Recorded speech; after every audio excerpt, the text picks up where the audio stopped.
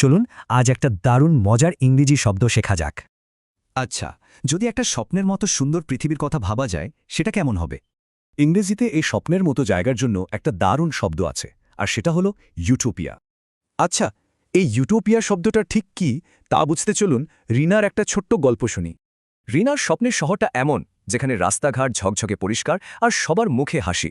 সেখানে সবার জন্য সুন্দর বাড়ি আছে, কেউ ক্ষুধার্ত থাকে না, আর বাচ্চারা দারুণ সব স্কুলে যায়। আর সবচেয়ে বড় কথা হলো ওখানে কেউ ঝগড়া করে না, সবাই মিলেমিশে থাকে। রিনার কল্পনার এই নিখুঁত শহরটাই হলো একটা ইউটোপিয়া। তাহলে ইউটোপিয়া মানে হলো এমন একটা কল্পনার জগৎ যেখানে সবকিছু একদম পারফেক্ট। কিন্তু মজার ব্যাপার হলো ইউটোপিয়া একদিকে যেমন একটা সুন্দর স্বপ্ন, তেমনি অন্যদিকে এটা প্রায় অসম্ভব একটা কল্পনা। চলুন তাহলে এবার দেখি ইংরেজিতে বাক্য বলার সময় শব্দটা কিভাবে ব্যবহার করা যায়। এই বাক্যের মানে হলো একটা বইতে এমন এক ইউটোপিয়ার কথা বলা হয়েছে যেখানে সবাই মিলেমিশে থাকে।